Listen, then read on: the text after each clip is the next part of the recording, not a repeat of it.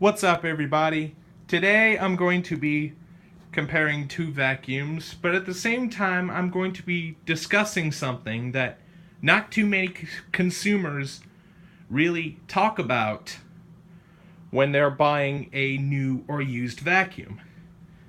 And one of those is they're probably asking themselves, should I get a vacuum that's clean air or one that's direct air? Because a lot of people, when they're out looking for a vacuum, most of them think it's got to have the best suction to perform the best. And that is actually where you're wrong. Suction, according to the vacuum experts, I got one in my neighborhood, he says that suction is actually the third most important thing to a good performing vacuum. The others that come in play are agitation and airflow. So, in this topic of this video, we're going to be discussing the differences between clean air vacuums versus direct air vacuums. Now, the vacuums I'm going to be using for this demo are my Panasonic JetFlow model MC-6225, same as any other 6200 series JetFlow that's in the mid to late 80s and early 90s. And this Hoover Elite 350. This one is also from the 80s. I thought it would be nice to include this vacuum alongside the JetFlow since they're both from the same era, to kind of give you a good idea of what it's like to either have one of these things. So we're going to talk about basically how clean air and direct air motors work and basically what the pros and cons to having them is. And we're going to go ahead and start off with direct air. And how direct air vacuums work is the motor, which actually sits down inside the vacuum head. The shaft is connected to a fan, which draws the suction and airflow as it's running. And the suction and airflow, which goes through the vacuum head, up into the fan, which then it circulates around and then blows up into the bag. One nice pro of having a direct air vacuum is you have excellent airflow to the cleaning head for good carpet cleaning performance. If you add that up with agitation, you got a great performing vacuum. Now, the con, and also another pro for having a direct air vacuum, is that the motor in a direct air is actually a lot smaller than the ones they use for clean air. But more on that later in the video. So thankfully, with a small motor producing this much power, these are actually surprisingly pretty energy efficient. So you're not burning as much energy when running a direct air vacuum as you do a clean air. But anyway, one of the other cons about having direct air is the fact that everything you're sucking up goes through the fan.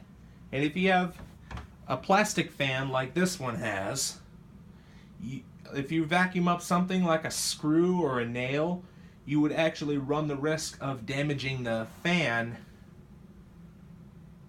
and you would have to rebuild the whole vacuum and replace the fan. So that's one thing that makes these direct air vacuums vulnerable. So I wouldn't recommend vacuuming anything hard with a direct air vacuum. And another con that these direct air vacuums have is that all the dirt, like I said, blows into the bag after it goes through the fan, and at the same time as it's blowing into the bag, that's the way it exhausts that air. So the bag inside there is actually the first filter, and this outer bag, like most of you have had these old soft bag Hoovers or something like a Kirby, which, speak of the devil, I got my G6 over there in the background,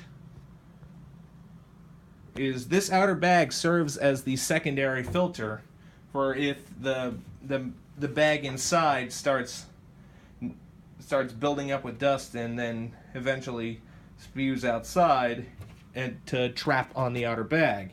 Now, if you're running like a cheap paper bag that you can get on something like it's somewhere like Walmart or Target, anything of that nature, that filter poorly, you're gonna get a lot of dust trapping on your outer bag, and as more and more dust builds up, it could actually, like most people experience this as they turn it on, as the vacuum inflates, which is an easy way to tell if your vacuum's direct air or not, is they can sometimes tend to spew dust because of all that dust buildup. So, and it actually goes back into the air you breathe.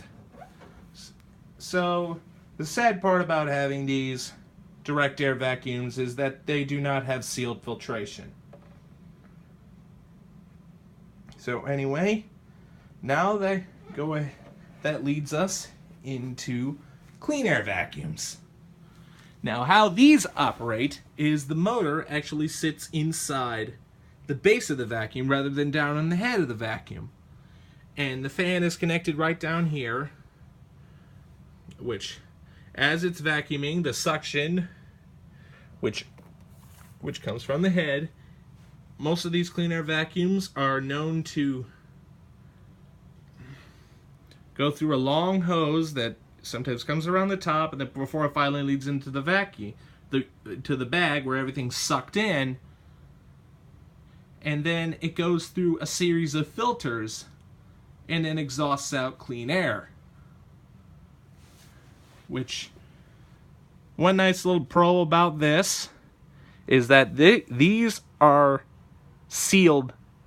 These have sealed filtration, so because it exhausts out clean air, this would be much more suitable for someone who's suffering with allergies or anything of that nature. But the only con I can think of off the top of my head is the reason why you have this vacuum, or while you have it, you tend to lose your airflow to the vacuum head for excellent carpet cleaning performance, mainly because the hose that it goes through before it finally leads into the bag is bound to have many twists and turns, which tend to slow down the velocity of air before it finally reaches the vacuum head. So most of the time you'd have to rely on good agitation to get good carpet cleaning performance. And also the other con, like I said earlier, is that these actually have much bigger motors than direct air vacuums, so they draw much more current, which can sometimes be a little bit hard on your electricity bill. But anyway, inside here is where the bag sits, and right here is the pre-motor filter, where as the bag fills up and cakes with dust and can't filter out anymore, it'll go through this filter and get trapped on, and then it'll go down into the motor where the fan's connected and exhaust clean air via a post-motor filter, which actually sits right there and is sealed tight in there, which most people really don't know. Once these filters start to clog up, you tend to lose your suction power.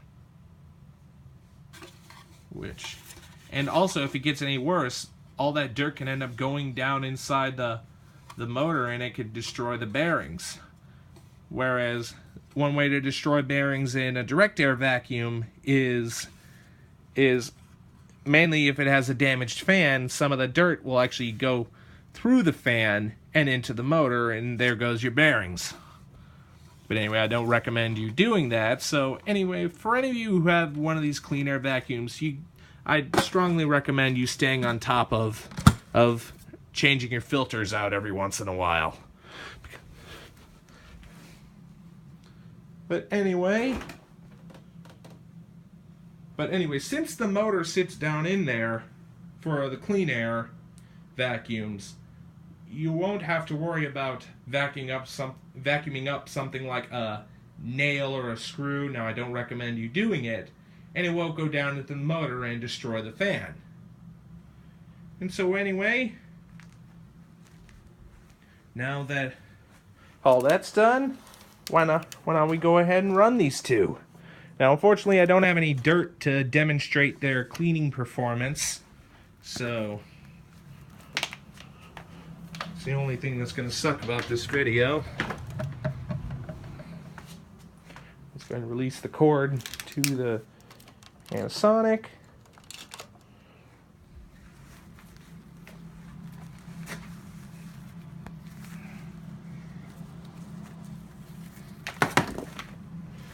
The cord on this is so long, I'll stretch it into the other side of the room. So anyway, now let's go ahead and run these two. We're going to start off with the Direct Air Elite 350. And also one other con about having a direct air vacuum is how noisy these things are when they're running.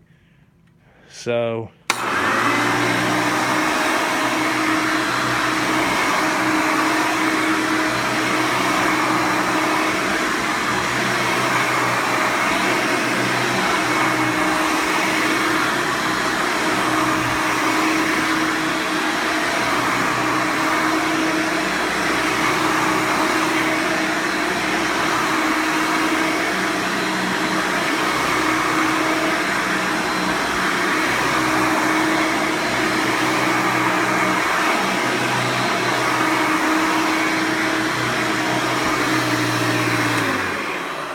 the nice thing with running this, you have excellent airflow to the vacuum head for good carpet cleaning performance. But at the same time, you're going to have to deal with all this noise because mainly all that noise you're hearing is airflow that's going through the vacuum. So, although it's drawing less current and definitely get an excellent vacuum cleaning performance, you're going to have to deal with the fact that these outer bags will definitely cake up with dust, and it'll eventually spew dust back into the air, which every now and then I recommend taking out this vacuum, and you can actually throw it in the washer and clean that off, whereas in a clean air vacuum you have to change out your filters every once in a while. But anyway, now also another pro with a clean air vacuum is that these are very quiet. Listen.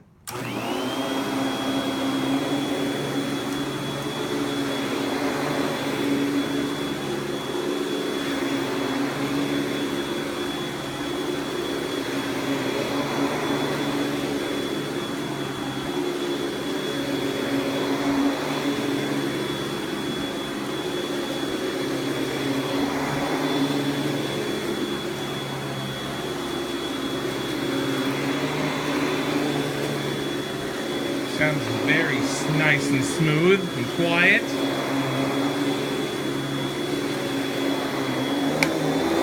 Just to think if I'm proving you wrong, let's go ahead and run them side by side.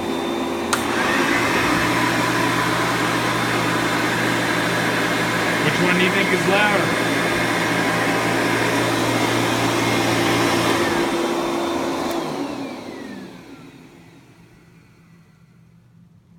So, but anyway, that was the video of clean air versus direct air. Now, I will admit this probably isn't my best demonstration and explanation about these two machines, but I think it's enough to kind of give you an idea of what it's like owning one of these machines. So, anyway, I hope you guys have enjoyed the video. Don't forget to like, rate, comment, and subscribe. Thanks for watching, and we'll see you next time.